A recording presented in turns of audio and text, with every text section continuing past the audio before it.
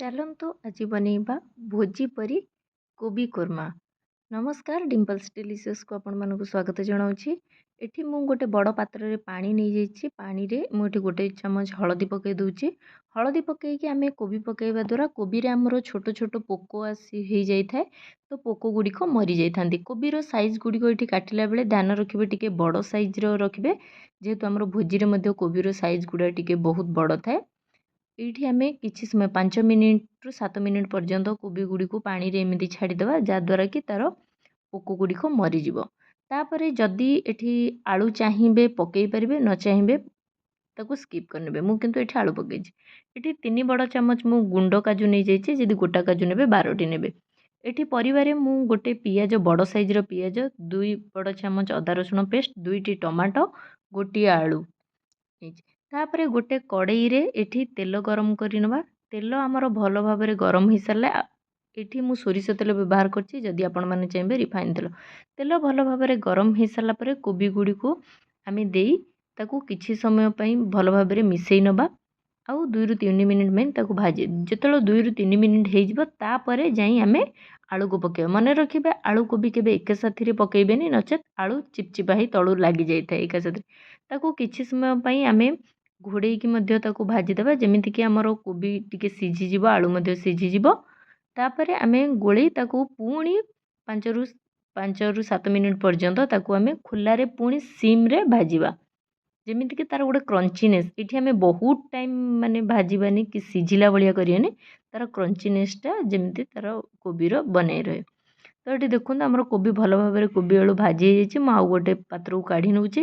ତାପରେ ସେଇ କଡ଼େଇରେ ପୁଣି 2 ଚାମଚ ତେଲ ଦେଇ ଏଠି ଗୋଟା ମସଲାରେ ମୁଁ 2ଟି ତେଜପତ୍ର, ଗୋଟେ ଡାଲଚିନି, ଲବଙ୍ଗ ଆଉ ଆମର ଗୋଲମରିଚ ନେଇ ତାକୁ ଭଲ ଭାବରେ ଦେଇଦେଲା ପରେ ତାପରେ ଆମେ ଗୋଟେ କଟା ହେଇଥିବା ବଡ଼ ପିଆଜକୁ ଦେଇଦେବା।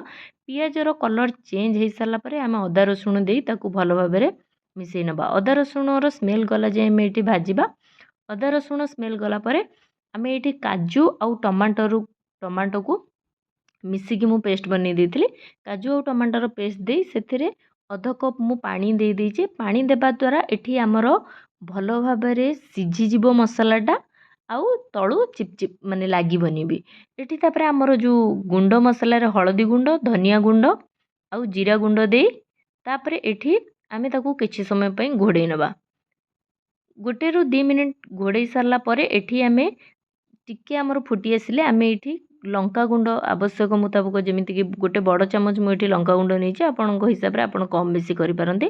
ଗୋଟେ ବଡ଼ ଚାମଚ ଲଙ୍କାଗୁଣ୍ଡ ଦେଇ ତାକୁ ଭଲ ଭାବରେ ଗୋଳେଇ ନେବା। ତାପରେ ପୁଣି ତାକୁ ଆମେ ମିଡ଼ିୟମ୍ ଫ୍ଲେମ୍ରେ ତାକୁ ଘୋଡ଼େଇ କିଛି ସମୟ ପାଇଁ ଛାଡ଼ିଦେବା। ଦେଖନ୍ତୁ ଏବେ ଆମର ଟିକେ ମସଲା ହେଇ ଆସିଲାଣି। ତା'ର ପାଣି ଯେଉଁ ମୁଁ ଦେଇଥିଲି ସେ ପାଣିଟା ବହୁତ ମାନେ କମି ଆସିଲାଣି। ଏବେ ଆମେ ରଖିଥିବା କୋବି ଆଉ ଆଳୁକୁ ଦେଇଦେବା। ଏଥିରେ କୋବି ଆଉ ଆଳୁକୁ ଦେଇ ସାରିଲା ପରେ ତାକୁ ଭଲ ଭାବରେ ମିକ୍ସ କରିନେବା। ଦେଖନ୍ତୁ କେତେ ବଢ଼ିଆ କଲର୍ ବି ଆମର ଆସିଯାଇଛି। ତାକୁ ପୁଣି ଆମେ 3ରୁ 4 ମିନିଟ୍ ପର୍ଯ୍ୟନ୍ତ ତାକୁ ଲୋ ଟୁ ମିଡ଼ିୟମ୍ ଫ୍ଲେମ୍ରେ ତାକୁ ସିଝିବା ପାଇଁ ଛାଡ଼ିଦେବା। ଏଇଠି ଦେଖନ୍ତୁ ଆମର କଲର୍ଟା ବହୁତ ବଢ଼ିଆ ଆସିଯାଇଛି। ଏଠି ଆପଣ ଚାହିଁବେ ଯଦି ଗରମ ପାଣି ବ୍ୟବହାର କରିପାରିବେ। ଗରମ ପାଣି ଦେବା ଦ୍ୱାରା ଆମର କଲର୍ଟା ଭଲ ଆସିଥାଏ ତରକାରୀର, ନଚେତ୍ ଥଣ୍ଡା ପାଣି ମଧ୍ୟ। ଏଇଠି ଅଧ କପ୍ରୁ ଟିକେ ଅଧିକା ମୁଁ ଏଠି ଗରମ ପାଣି ଦେଉଛି। ତାପରେ ଭଲ ଭାବରେ ମିଶାଇ ସାରିଲା ପରେ ଏଠି ଭଜା ହେଇଥିବା କସୁରୀ ମେଥିର ବାସ୍ନାଟା ବହୁତ ବଢ଼ିଆ ଆସିଥାଏ। ଆପଣ ଏଇଟାକୁ ସ୍କିପ୍ କରିବେନି, ଭୋଜିର ବାସ୍ନା ଆସିଥାଏ। ଆଉ ଏଠି ଗୋଟେ ଚାମଚ ମୁଁ ଚିକେନ୍ ମସଲା ଆଉ ଗୋଟେ ଚାମଚ ମୁଁ ଏଠି ଗରମ ମସଲା ଦେଇଛି। ଯେହେତୁ ଆମେ ଭୋଜି ଷ୍ଟାଇଲ୍ରେ କରୁଛେ, ସେଥିପାଇଁ ମସଲାର ଟିକେ କ୍ୱାଣ୍ଟିଟି ଏଠି ଅଧିକ ରହୁଛି। ତାପରେ ତାକୁ ପୁଣି ଆମେ 3ରୁ 4 ମିନିଟ୍ ପାଇଁ ଛାଡ଼ିଦେଲା ପରେ ଏଠି ଦେଖନ୍ତୁ ଏବେ ଭଲ ଭାବରେ ଫୁଟି ଆସିଲାଣି। ଏତିକି ହିଁ ଗ୍ରେଭି ରଖିବା, କାରଣ ଗ୍ରେଭି ଆମର ପରେ ମୋଟା ହେଇଯାଇଥିବ, ଯେହେତୁ ଆମେ କାଜୁ ଆଉ ଟମାଟୋର ବଟା ଦେଇଛେ। ତାପରେ ଆମେ ଧନିଆ ପତ୍ରରେ ଗାର୍ନିସିଂ କରି ତାକୁ ବନ୍ଦ କରିଦେବା ଗ୍ୟାସ୍ଟାକୁ। ଯଦି ଭିଡ଼ିଓଟି ଭଲ ଲାଗୁଛି ଲାଇକ୍, କମେଣ୍ଟ, ସେୟାର କରନ୍ତୁ। ଯଦି ଚ୍ୟାନେଲରେ ନୂଆ ଅଛନ୍ତି ପ୍ଲିଜ୍ ସବସ୍କ୍ରାଇବ୍ କରନ୍ତୁ। ଚାଲନ୍ତୁ ଆମେ ସର୍ଭିଂ କରିନେବା। ଏମିତି ଥରେ କୋବି କୋର୍ମା ବନେଇ ଖାଆନ୍ତୁ ଆଉ ମୋ ସାଥିରେ ଆପଣଙ୍କ ଏକ୍ସପିରିଏନ୍ସ ସେୟାର କରନ୍ତୁ। ଧନ୍ୟବାଦ।